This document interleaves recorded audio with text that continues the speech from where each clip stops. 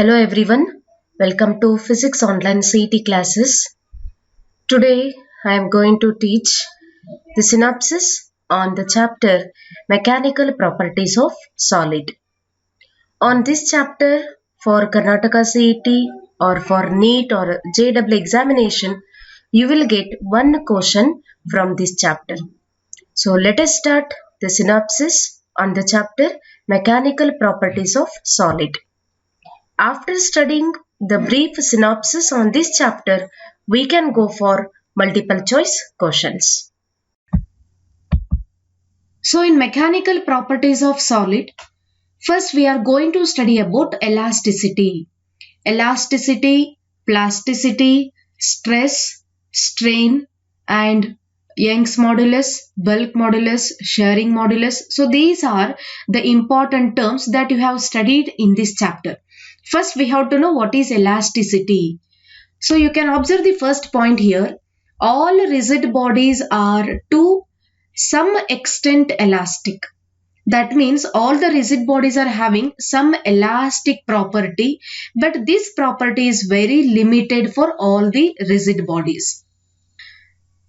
In this chapter, in your regular classes, you have studied about elasticity and plasticity. So you can observe the first point here. All rigid bodies are to some extent elastic. That means all rigid bodies are having some elastic property, but that elastic property is only to some extent. This means that their dimensions can be changed by pulling, pushing or twisting or by compressing them. So you can observe here dimensions can be changed. Dimension means you can take the length or breadth or area, size, shape. Anything you can change either by pulling or pushing or twisting or compressing them. In order to change, in order to deform the shape or size of a body, a force is required. This is the basic fundamental term. We know that whenever you want to change the dimension of the rigid body, then a force is required. The property of a body by virtue of which it tends to regain its original size and shape when the applied force is removed, that is called elasticity. Suppose if I am going to consider one rigid body, when I applied force on this rigid body so that its shape changes. For example, I can take here when we applied force on this rigid body, maybe the shape of that object becomes like this. Then when I remove this force, again it has to get its original shape and size. So, if it is having the property to regain its original size and shape, then we can call it as elasticity. So, the property of a body by the virtue of which it tends to regain its original size and shape when the applied force is removed, and this is called elasticity. The deformation caused is called elastic deformation. The deformation caused, that means when we applied, there is the deformation of object takes place. So that is called, the cause of deformation is called elastic deformation. Now come to the second term, plasticity. It is exactly opposite to elasticity. So in elasticity, the object is having the capacity to regain its original size and shape. But in plasticity, the objects are not having capacity to regain its original size and shape. You can observe the first point here. If we apply force to a lump of putty or a mud, they have no gross tendency to regain their previous shape and they get permanently deformed. Such substances are called plastic. That means if I am going to take a putty or a mud, if this is a mud, when we applied force on this mud, so then here it loses its previous shape and size. So that means this mud or putty will get permanently deformed. So suppose if this is the original shape and size, when I applied force, maybe the shape will change here.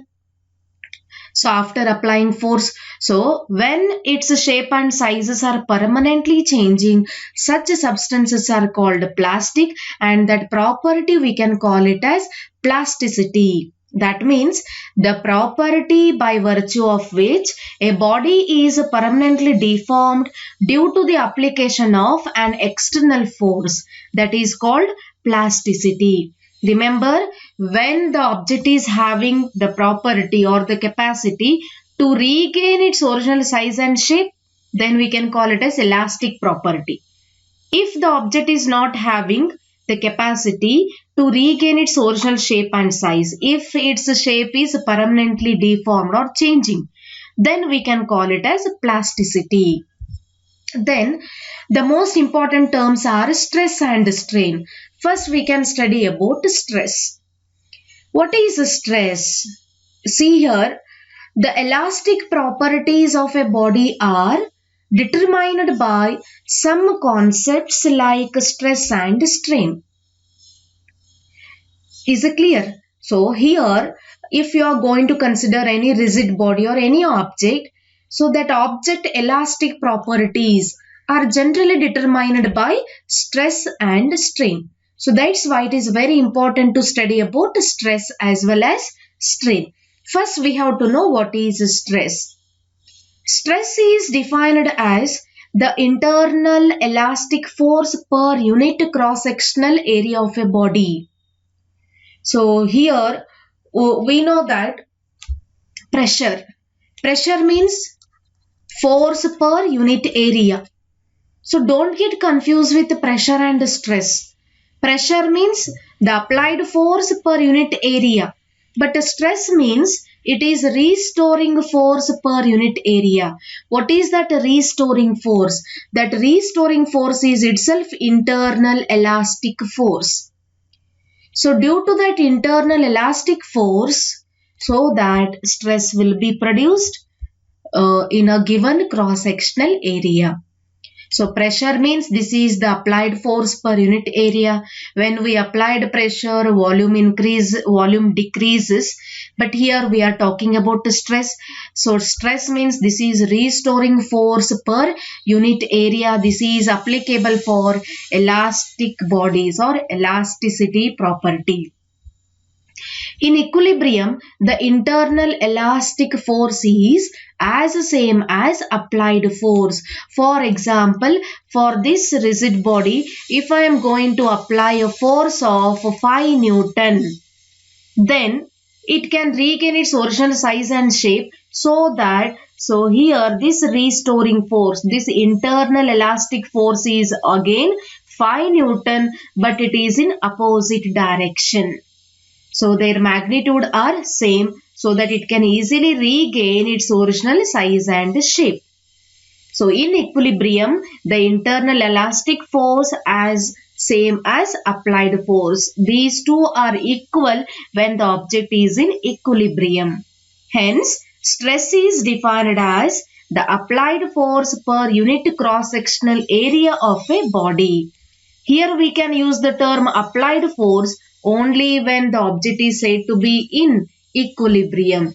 Otherwise, we can use internal elastic force per unit cross-sectional area of a body, or we can use the term restoring force per unit area. So that gives stress. Then stress is a scalar quantity, or we can call it as a tensor quantity. Stress is a scalar quantity, or we can take it as a tensor quantity. We know that there are three types of quantities: scalar, vector and tensor. Scalar quantities having only magnitude, vector quantities having both magnitude and direction. Then what about a tensor quantity? Here this tensor quantity, it does not follow the vector additions like a triangular law of vector addition or parallelogram law of vector addition. So here its value is not constant. So that's why stress is a scalar quantity and the SI unit of stress is Newton per meter square. We know that stress is given by the equation restoring force per unit area. Generally, force is denoted, the SI unit of force is Newton and area is meter square. That's why the SI unit of stress is Newton per meter square, or it is also called as Pascal.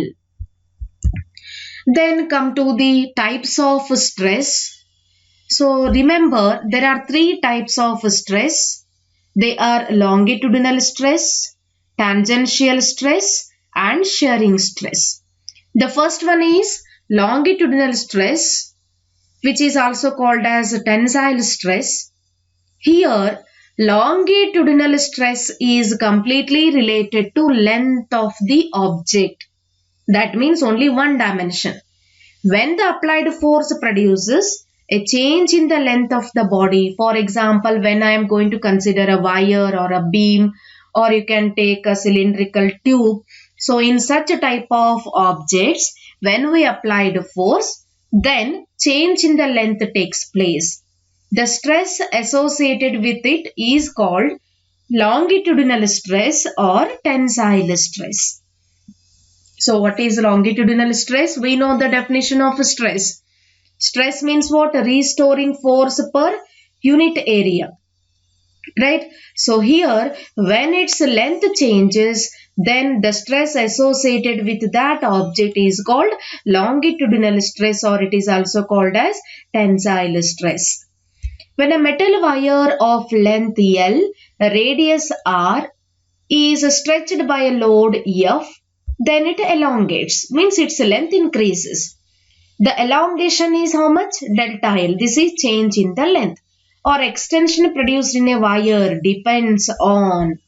See here, if I am going to consider this is a metal wire having length L and its radius is R, then it is stretched by a load having F, then it elongates when it is hanged with certain load, so that it will be elongated. So now we can consider change in the length is delta L, original length is L, radius is R. Then this extension of the wire depends on three factors. What are those? It depends on nature of material, it depends on stretching force, and also it depends on cross-sectional area and original length. You can observe here, it depends on three factors. So the first factor is nature of material. What type of material you are using? For example, if you are using a copper or aluminium, metals, if you are using a glass, so then depends on the properties of the material, nature of the material, elongation of the wire changes. Then also it depends on cross-sectional area or length. So that depends on the thickness of the wire. Then it also depends on stretching force. That means how much load is hanged to the wire. So elongation of the wire depends on three factors, and they are nature of material, stretching force and cross-sectional area, or you can take original length of the wire. So longitudinal stress or tensile stress is again given by the equation applied force divided by area of cross-section. So again you should write the same definition as we defined the stress, restoring force per unit area. But here remember, in a longitudinal stress, when we applied force, its length changes. Then in place of F, we can write mg divided by acceleration, area of the cross section is A. G indicates acceleration due to gravity, which is equal to 9.8 meter per second. Then longitudinal stress is given by the equation. Suppose if I am going to consider, you can observe this diagram. This is a wire. It is hanged to certain load having F, and then it is elongated with certain length delta L. So this is again having the load F. So total elongation, total length of the wire is L plus DL. So when I am going to consider area of the wire, so here cross-sectional area of the wire which is equal to circumference of the circle. So in place of A we can write pi r square. R is the radius of cross-section of the wire. So therefore longitudinal stress is initially it is given by the equation restoring force per unit area. In place of force we can write mg, area will be pi r square. So this is the equation for longitudinal stress. Then second one is volume stress, which is also called as bulk stress. Both are same. So in longitudinal stress, length changes, in volume stress or in bulk stress, volume changes. So here if a deforming force produces change in volume of a body, the stress associated with it is called volume stress or bulk stress. That means, so the deforming force produces change in the volume of a body. So when there is a change in the volume of a body, then stress associated with it is called volume stress, or we can also call it as bulk stress. So now let us consider a block of rubber having volume V. Its initial volume is V. Then it is acted upon by atmospheric pressure on its surfaces. On the surface of the rubber, when atmospheric pressure is acting on it, then it is subjected to an additional pressure from all the sides.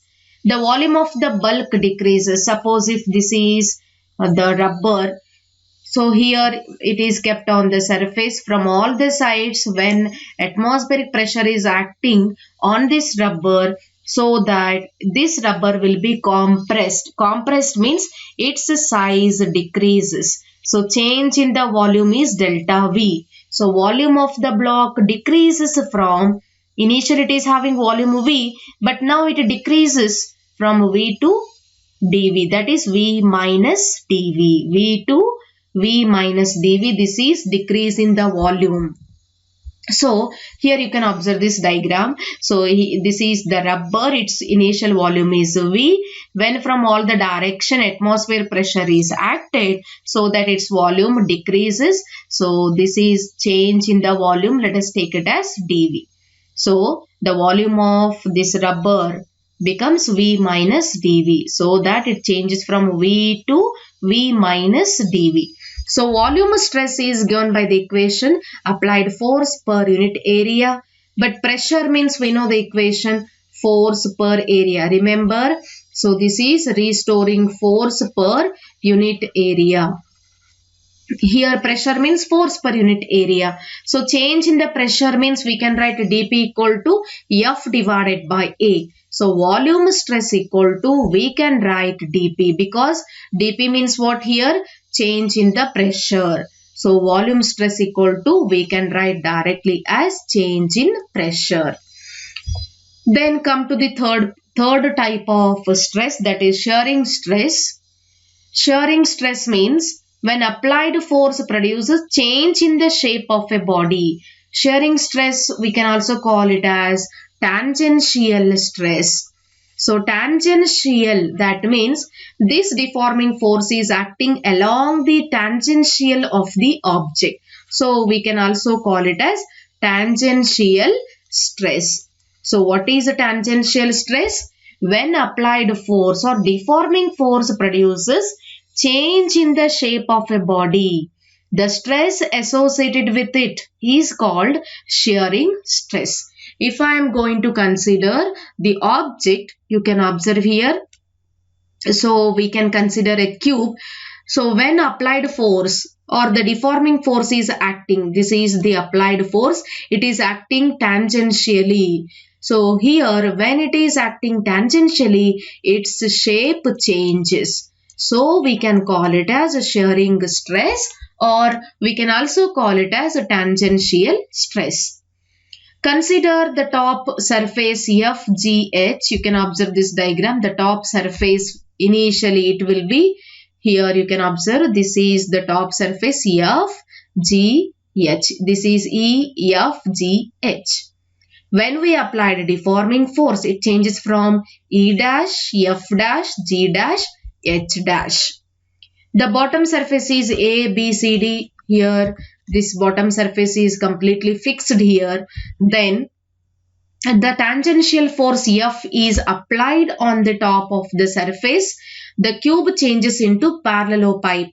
That means initially it was a cube. When we applied a tangential force, that cube is translated, that it changes its shape from cube to parallelopipe. Then shearing stress is given by the equation tangential applied force divided by area. So again it will be a restoring force per unit area, but here this deforming force is applied tangentially to the object, so we can write shearing stress equal to tangential applied force per unit area. All the four sides of the upper layer, that is E, F, G, H, undergo an equal amount of lateral displacement. That is, you can observe when we apply tangential force, it will be laterally shifted. So E to E dash, F to F dash, G to G dash, H to H dash, it changes. So this is all about shearing stress. Remember, there are three types of stress. That is, first one is longitudinal stress. Second one is volume stress, or which is also called as bulk stress. And the third one is shearing stress, or we can also call it as tangential stress. So first, longitudinal stress means there is a change in the length. Volume stress means there is a change in the volume. And shearing stress means so the force is acting along tangentially so that its shape changes. So this is all about stress. Now come to strain. We know that an external force acting on a body produces change in the dimension. When we applied external force, its dimensions will be changed. A tensile stress produces change in the length. That is, tensile stress means longitudinal stress. That produces change in length. Bulk stress produces change in volume. Shearing stress produces change in shape. So this is we studied in stress. But here the ratio of change in dimension to the original dimension or change in configuration to the original configuration is called strain. So what is strain? It is the ratio of change in dimension to the original dimension. If you are going to talk about length, so change in length divided by original length. If we are talking about area, then we can write change in area divided by original area. If you are going to study about volume, so we can write change in volume to its original volume. So it is in general, strain is the ratio of change in dimension to the original dimension. Dimension means configuration, its length, area, volume. Right? Then strain is a dimensional ratio. It is not having any unit because you can observe length and length. Meter divided by meter will get cancelled. Area divided by area, meter square divided by meter square, they will get cancelled. Volume divided by volume, so meter cube divided by meter cube, they will get cancelled. So that's why strain is not having any unit. It is a dimensionless ratio. So it is defined as the ratio of change in dimension to the original dimension. So this is called strain. Similarly, whatever the types of stress we have studied, so we are going to study again the types of strain. First one is longitudinal strain. As I already told you, longitudinal is related to length of the object.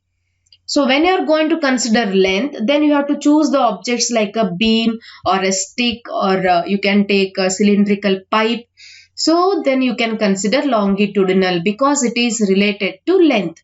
So longitudinal strain, or we can also call it as a tensile strain. So if the applied force produces change in the length of a body, then strain associated with it is called longitudinal strain. So when we applied force, when its length changes, so then consider a wire having length L, external force is F acting on it, then it produces an elongation. So here it is having, this wire is having length L.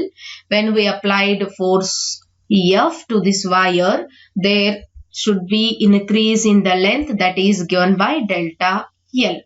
Then how to write longitudinal strain equation? So we know that change in dimension to original dimension. In place of dimension, we should write length, because longitudinal strain is related to length of the object. So we can write delta L divided by L, that gives longitudinal strain.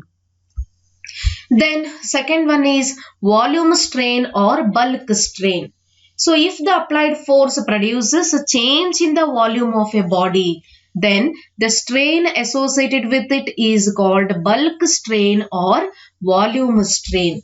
That means when we applied force, its volume decreases. This is the initial volume V.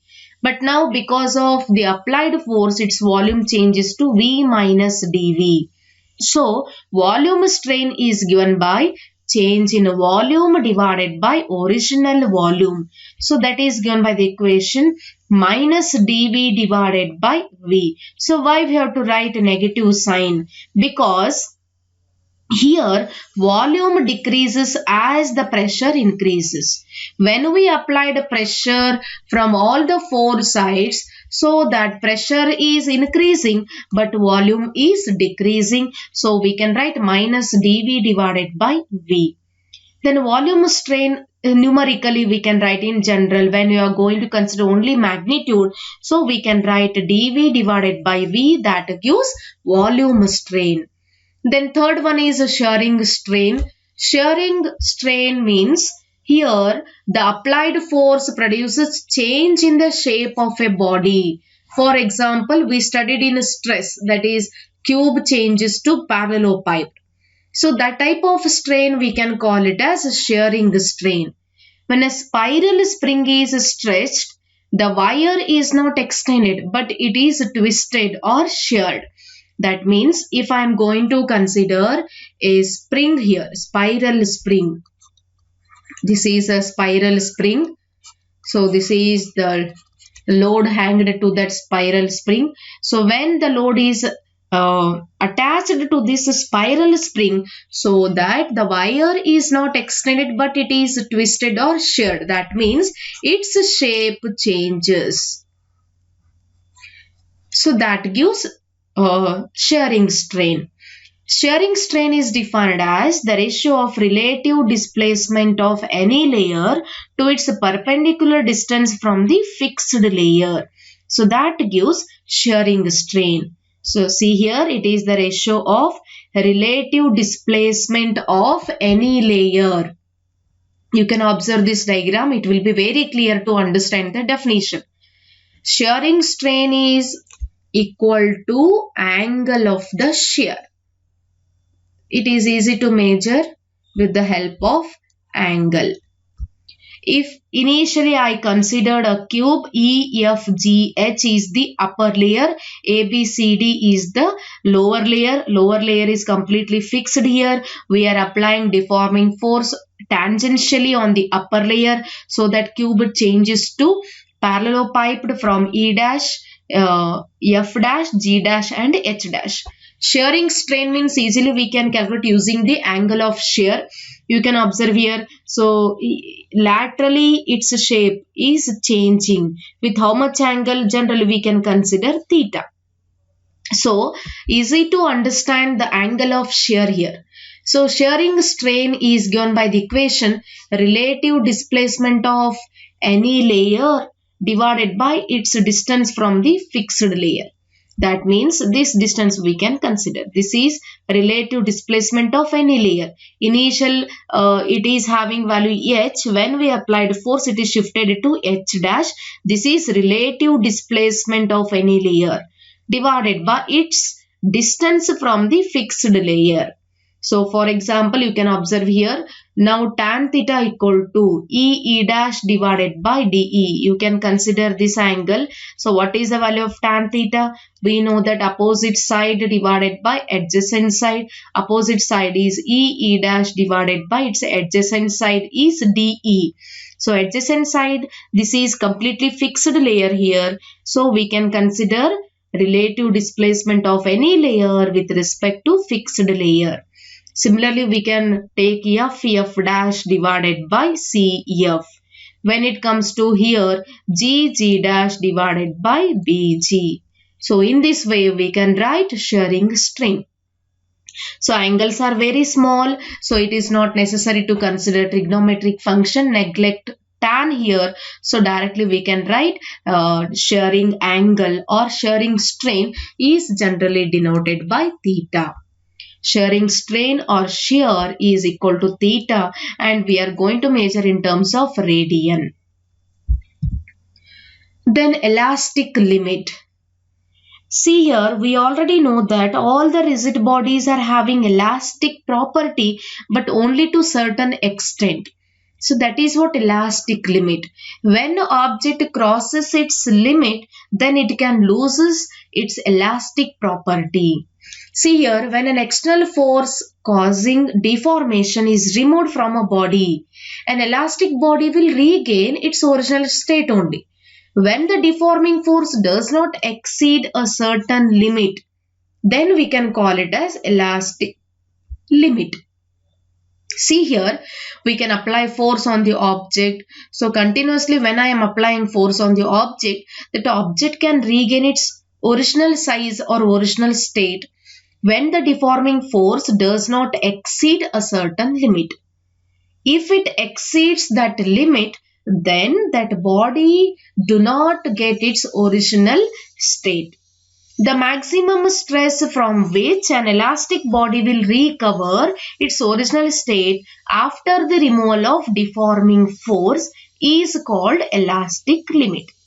So elastic limit means it is the maximum limit, or we can take it as a maximum stress where the elastic body will recover its original state after the removal of deforming force. So after the removal of deforming force, suppose the object do not recover its original state, then we can say that it crosses its elastic limit. You can take the example of rubber band. When I am applying force on the rubber band, we can increase its dimensions continuously. When I remove that applied force, it should again regain its original size and shape. When it do not get its original size and shape, then we can say that it is crossing its elastic limit. Elastic limit is different for different materials. It is very high for substances like steel and low for substances like lead. Elastic property or elastic limit is very high for steel and it is less for lead. Then Hooke's law. Within elastic limit, the ratio of stress to strain for a given material. Within elastic limit, when stress is directly proportional to strain. This is Hooke's law.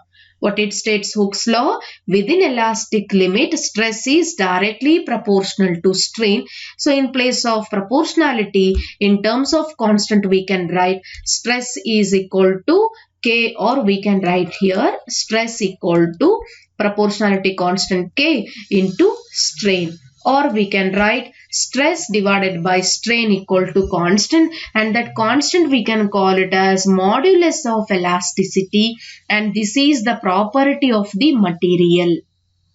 Then if the modulus of the elasticity is very high, it means that greater pressure is required to produce a smaller strain. That means if the K value, for example, suppose if I am going to take stress is 5 and strain is 1, this is the constant K. So what is the value of K here? 5. So K value will be higher. That means greater stress and smaller strain. Modulus of elasticity has the same units and dimensions of stress.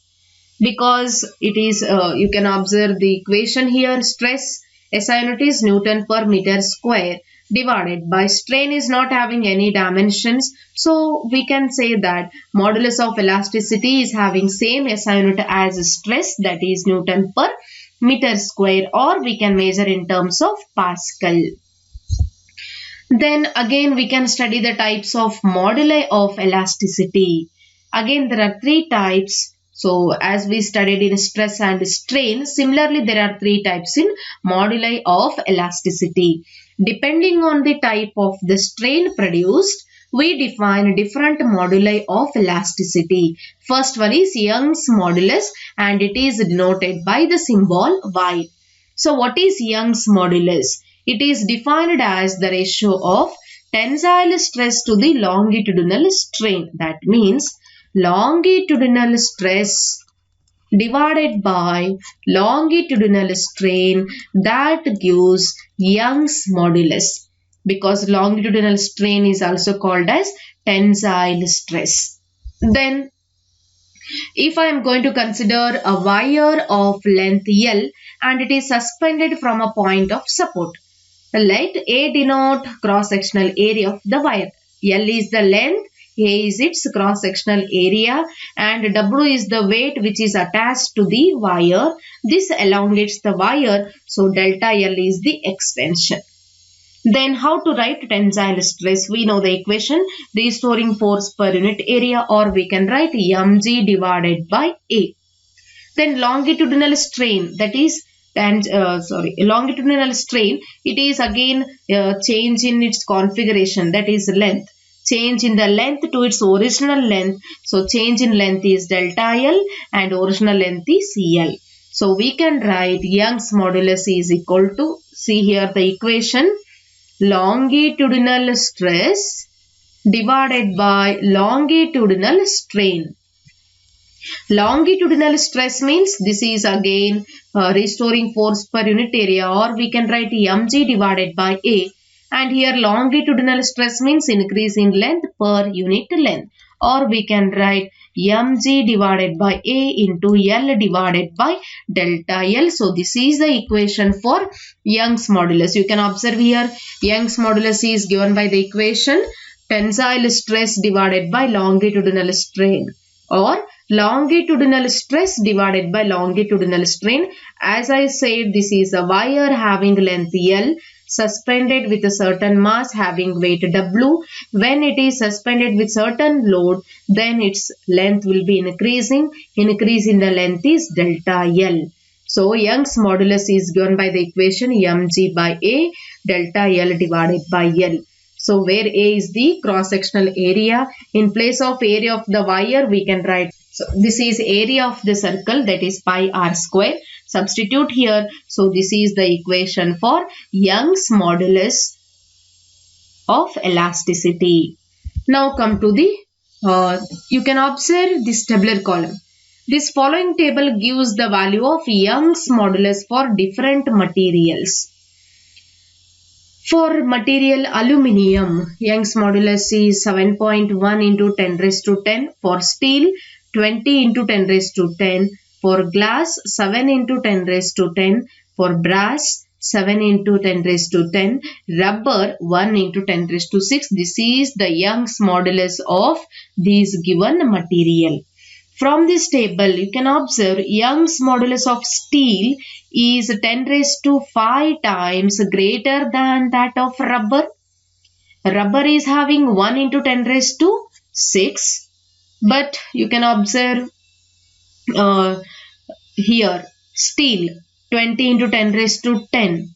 So from these two we can ultimately understand steel is 10 raised to 5 times harder to stretch than rubber. Easily we can stretch the rubber than steel. Steel is very harder because it is 10 raised to 5 times as hard as rubber. So this is tabular column for some materials of Young's modulus. Then second one is bulk modulus of elasticity. It is defined as the ratio of bulk stress to bulk strain, volume stress to volume strain. That is given by the equation B equal to bulk modulus is denoted by B equal to bulk stress divided by bulk strain. So stress means we know restoring force per unit area divided by strain. minus delta V divided by V. Why we have to write negative sign? Because negative sign indicates that as pressure increases, volume decreases. So we can write the equation V equal to minus P divided by, because here force per unit area which is equal to pressure divided by delta V by V. Or we can write this V we can take to numerator. So the equation becomes minus of PV divided by delta V. So this is the equation for bulk modulus. And then the next term is compressibility. Compressibility is exactly opposite to bulk modulus. So here it is defined as the ratio of volume strain to bulk stress. It is exactly opposite. There we consider bulk stress by bulk strain, but here it is exactly opposite. Bulk strain divided by bulk stress. It is compressibility. It is the reciprocal of bulk modulus, which is denoted by K equal to bulk strain divided by bulk stress, which is equal to, so we have this equation minus delta V by V whole divided by P, or minus delta V divided by PV. This is the equation for compressibility. The negative sign shows that an increase in the applied pressure produces decrease in the volume. Liquid are more compressible compared to solid, but less compressible when compared to gases. Gases are highly compressible. Gases, then liquid, then solid. So gases are highly compressible. They have very low values of bulk modulus. So bulk modulus and compressibility exactly both are opposite, right? Then come to the stress strain curve for an elastic material.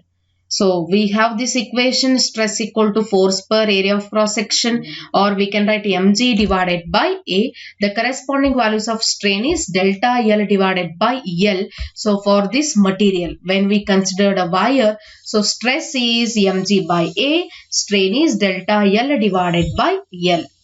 Now we can study about this graph. This is a stress and strain curve. A graph of stress versus strain is drawn here. We get a curve as shown in this figure. This point A is called limit of proportionality, and point O to O dash here along x-axis, this is called permanent set. Point B is called elastic limit. Point C is yield point. So here let us consider a metallic wire of uniform cross section suspended from a rigid support. So observe this graph here. I am going to explain all the terms from this graph. First one is portion OA. Observe the graph, portion OA. So I am going to talk about this portion OA. So this is the linear portion of the graph. Hooke's law is obeyed. That means stress is directly proportional to strain from the point O to A. That is, in this reason, stress is directly proportional to strain. The point A is called limit of proportionality. If the applied force is removed anywhere in between O to A, the wire regains its original length. So from the point O to A, you can observe in this portion, whenever you are going to remove the applied force, then that wire, that object can regain its original dimensions, original size and shape. So this is obeying Hooke's law, that is stress is directly proportional to strain. So we can call it as limit of proportionality. Then the portion AB. The portion AB of the graph is not a straight line. You can observe the portion AB. AB is not a straight line here. This portion is not a straight line. In this reason, stress is not proportional to strain. That means it is not obeying Hooke's law. If the applied force is removed at any point between A and B, suppose if I am going to remove the applied force between A and B, then what will happen? The wire still regain its initial position. Again it will get its original position, original shape and size. Between A and B, the slope is gradually decreasing. This means that the strain increases rapidly with stress. Strain increases rapidly with stress. That means between A to B, when we removed applied force, it can get its original shape and size. There is no problem with that. But it is not obeying Hooke's law. Here, in this graph, strain is increasing rapidly with stress. Strain is increasing. What is strain? Change in dimension with its original dimension. For example, here if it requires 2 Newton force to increase its length, when I remove that force, so that it will regain its original shape and size. But here, if the same force when I applied, but the change the dimension will be higher. For small amount of force, change in the length will increase more. That means here we required, for example, 2 Newton force to increase 2 millimeter of its length. But here when I applied 2 Newton force, so here what happens when I applied 2 Newton force, so here 4 millimeter of length may increases. But it can regain its original size and shape, but strain is very high between A and B. In spite of this fact, the wire regained its original length on removing applied force. The point B is called elastic limit. So elastic limit we already studied. So here after the removal of applied force, if the object regain its original shape and size, then we can call it as elastic limit. So here we are going to talk about the next portion, BC. So how is the portion BC? First you have to observe the graph, portion BC. Here it is. So now let us talk about this portion BC. If the stress is increased beyond the elastic limit B, a point C is reached at which there is a considerable increase in the extension. This point is called yield point. Between B and C, the material becomes plastic. See here, between B and C, what happens here? So again we are applying force, but now B is called elastic limit. So elastic limit, after this limit again we are applying force. So it crosses its limit, it is losing its elastic property. So in this condition, it will become plastic material. Plastic means permanent change in its shape and size. If the external applied force is removed anywhere between B and C, the wire will not regain its initial length because it crosses this elastic limit. So permanently there is a change in the length of the wire takes place. The extension not recoverable after removing the load is called permanent set O dash. So when I removed applied load or applied force, there is a permanent change in its length, that is from O to O dash. You can observe this graph again. So this is the permanent set in its change in its dimension. So that is from O to O dash. Then, however, this permanent deformation is not an important point of study. In actual practice, the applied force will have to be kept below the yield point. So below this yield point, we have to kept the applied force. So then come to the next portion, CD. If the stress is increased beyond C, the wire length increases rapidly until the D is reached on the curve. That means, so here between C to D, when we applied force, stress go on increases until it reaches the point D. Then what happens at the point D? The point D is called the point of ultimate strength. Beyond this point, any small change in the stress leads to breaking of the wire. Hence, the point D is called the point of breaking stress. So here after this point D, there is a change in its shape and size because it crosses elastic limit at point B only. But here it can become a plasticity. But when it crosses D, then the breakage of wire takes place. This is the ultimate strength of the wire. So observe here, from O to A, it obeys Hooke's law. When we remove applied force, it can regain its original size and shape. Between A and B, it is not obeying Hooke's law, but after the removal of force, it can again get its original shape and size. And here, between B and C, it crosses its limit. When we applied a force, there is a permanent change in its shape and size. But after C point, C to D, when we again applied force, so that when it crosses the point D, so there is a breakage of the wire takes place. So this is all about stress strain curve. So in general, elastic limit and limit of proportionality both are very close to each other.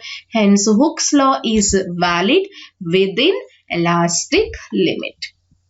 Now come to the Poisson's ratio.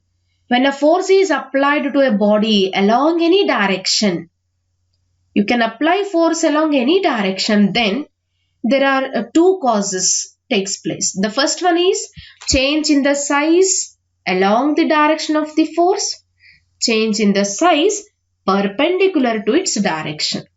That may be parallel or that may be perpendicular. That may be along the applied force direction or that may be perpendicular to the applied force. If a force is applied to the free ends of the metallic wire, it gets elongated. This is accompanied by decrease in the diameter. That means, suppose if I am going to consider this is a wire, right? It is the thickness of the wire. It is its initial thickness. When I applied force, so what happens? So its length increases. Length is increasing means its diameter of the wire thickness is decreasing, right? This is accompanied by decrease in diameter of cross section of the wire.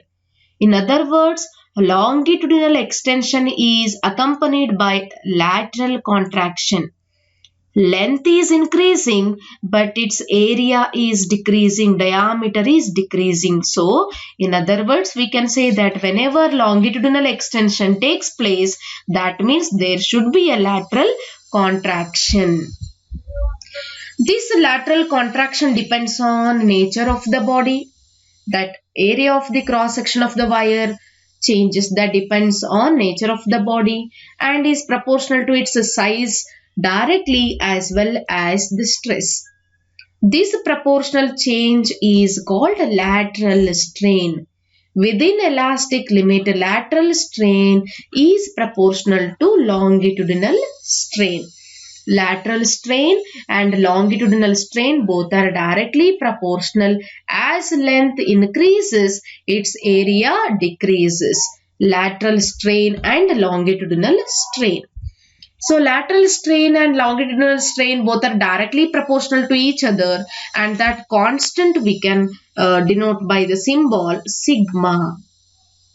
The ratio of lateral strain to the longitudinal strain is called Poisson's ratio. That constant is called Poisson's ratio. Here let L and D denote original length and diameter of the wire respectively.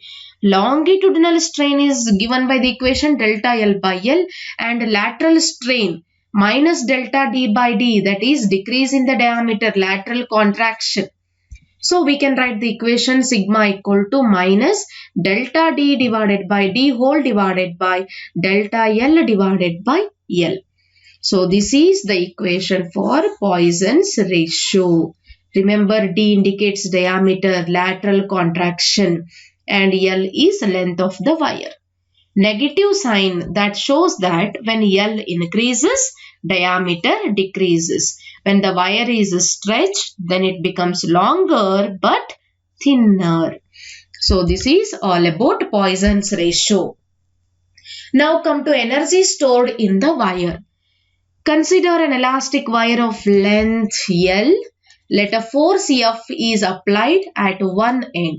The wire is stretched by the length delta L.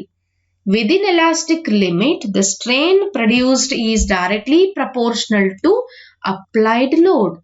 During this process of extension, the applied load increases from 0 to maximum value. So average force F in the wire while stretching was equal to here 0 plus F by 2. Initially there is no applied force, so let us take it as 0. When we applied certain force, so the average value will be F divided by 2. So the equation work done is equal to average force into its extension. So we know the equation, work is done by force into displacement. Force means average force we have to consider, because when we applied force, there is increase in the length delta L. When the applied force is 0, its length will be L. See here, when the applied force is 0, length is L. When we applied force, then it changes to delta L. So we have to take average force, that is F by 2, and its extension is how much? That is small increase in the length is delta L. This is work done. So here you can observe this diagram, then it will be very clear. This is energy stored in the body. It is the gain in molecular potential energy of the molecules due to their displacements from their mean position. So we know the potential energy of the molecule due to their position. So here, because of this potential energy, displacement from their mean position takes place. So we know the equation for Young's modulus. So here we can write y equal to FL divided by here it is A into delta L, or we can write F equal to Y A delta L divided by L. So force per unit area, see here Y equal to force per unit area divided by change in the length to original length, or this equation can be written as F equal to Y A delta L by L. So this F value we can substitute in equation number 1. Here we have to substitute its value. So we will get the equation as W equal to Y A delta L square divided by 2L. Now the energy stored per unit volume of the wire is given by energy density. So energy density, mass density, optical density, so current density you have studied. So energy density means energy per unit volume. Increase in volume is equal to area of cross section is A into length, that gives volume, or we can write it as A into delta L. Substitute all the values here. So finally energy density is equal to, which is equal to 1 by 2 into stress, which is equal to strain, half force per unit area, that gives stress, delta L by L, that gives strain. So energy stored or energy density is given by the equation 1 by 2 into stress into strain. So this is energy density. Energy density is energy stored per unit volume. So this is the brief synopsis regarding mechanical properties of solid. Remember few important terms here, that is elasticity, plasticity. Then stress. Stress is again divided into 3 types, that is longitudinal or tensile. Then second one is bulk and shearing, or tangential and shearing. Then come to strain. Strain is again divided into 3 types. Again same. We can consider longitudinal, tensile, or we can also call it as a tensile. Then shearing and bulk. Then we studied Hooke's law. Stress is directly proportional to strain. That proportionality constant is called modulus of elasticity. Again it is divided into 3 types: Young's modulus, bulk modulus and shearing modulus. After that we studied the stress strain curve. Then we studied about compressibility, energy density, energy stored in a given wire. So this is the brief synopsis regarding mechanical properties of solid.